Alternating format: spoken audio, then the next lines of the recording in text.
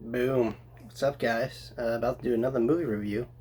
This is a first. This is a request by one of my good friends, Ed, and it's Wrong Turn, which is an awesome movie. And I'm preaching to the choir here, but a lot of people have probably seen this. So, enjoy the ride, guys. All right. So the movie starts off with this girl named Jessie, who's played by Eliza Dushku, I believe her name is. Her real name. If you guys are fans of Buffy the Vampire Slayer, she played the sister to Buffy. So, yeah, that girl. Anyway, her car, she having car trouble in all places too, like West Virginia. Like, what are the chances? Surrounded by the freaking woods. Some dude, not paying attention, rams into her. Now it's not just car trouble. Now they got to figure out, okay, what the heck can we do? And they're stranded with friends and shit.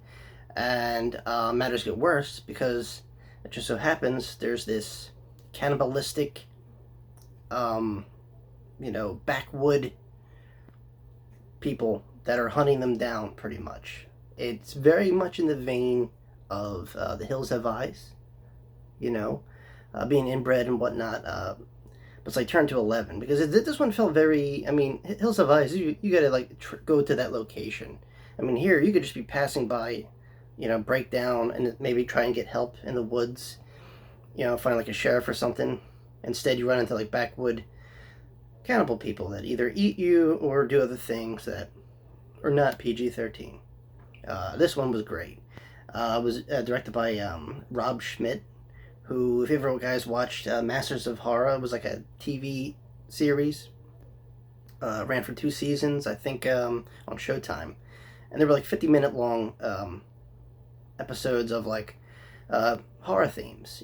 One was about military servicemen coming back from the dead, and another one was about people getting in accidents and vengeful spirits terrorizing people. Well, he directed one of them called Right to Die, which I won't touch on it too much. It's one of the better episodes, season 2 of Masters of Horror.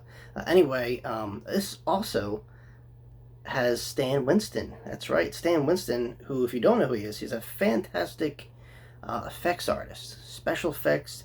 Name a movie in the 80s or the 90s or 2000s that had spectacular effects. He's probably behind it. So, not only did the effects, I believe, or supervise the effects, he helped produce it.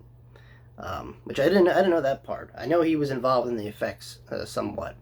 And to think for him to do like a movie, because Stan Winston does like big pictures like the, but for him to do like a backwood slasher inbred movie, I thought that was kind of cool. You don't get that much attention, but I think that's what pushed this movie out there, and it was fun. It was entertaining. I mean, we all had movies like Texas Chainsaw Massacre growing up, The Hills Have Eyes, and the remakes and everything that try to imitate and follow that. But Wrong Turn stood out on its own, and it was really good. He had a very strong female lead, and a cast that just really helped her out, and it felt real. And I guess would be in a very terrifying situation, because let me tell you something. Coming from I didn't come from the woody area. I came down from the shore to a city, so I only imagine. But going through like the Jersey Turnpike, it's they don't believe in like I don't know street lights, so it's very dark before you get to the city. Like if you're leaving Jersey to go to Philly or something, it's just road and forest. And your mind starts to wonder like what the heck is in there. Probably nothing, a few wild animals maybe, but it's threatening either way. Your mind has an ability to just wander off and envision these horrific things.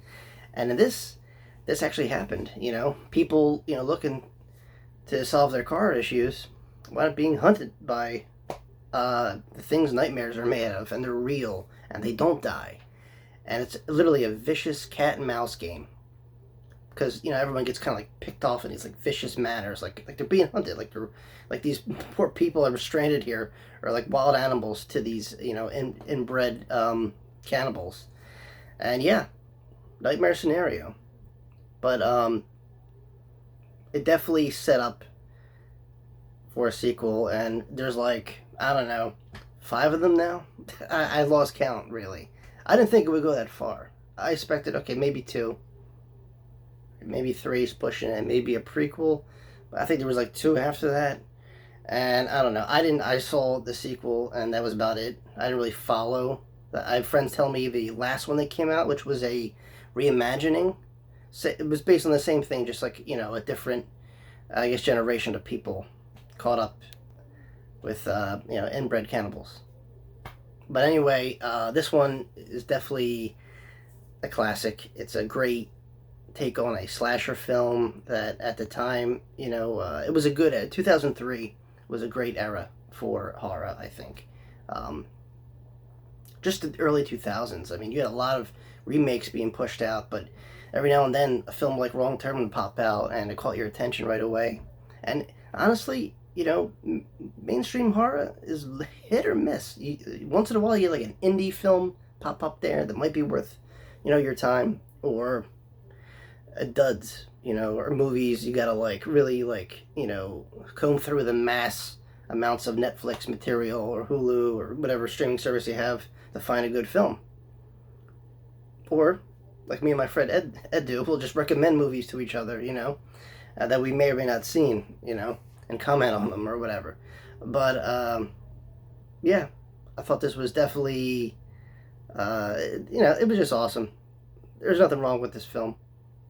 I know now it might seem like a tired kind of push on horror, like this familiar trope with people being lost in the woods for whatever reason and being hunted by cannibals and inbreds. It's been done to death already, but this one, it felt original and it was kind of refreshing at the time when it came out.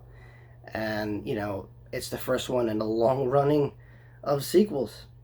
So that says something, right? If there's a continuation or longevity to a franchise, like Texas Chainsaw Massacre, I think you won, pretty much. And this movie, like I said, the cast, it definitely, it's very buyable. It's very, it puts you in a state of terror.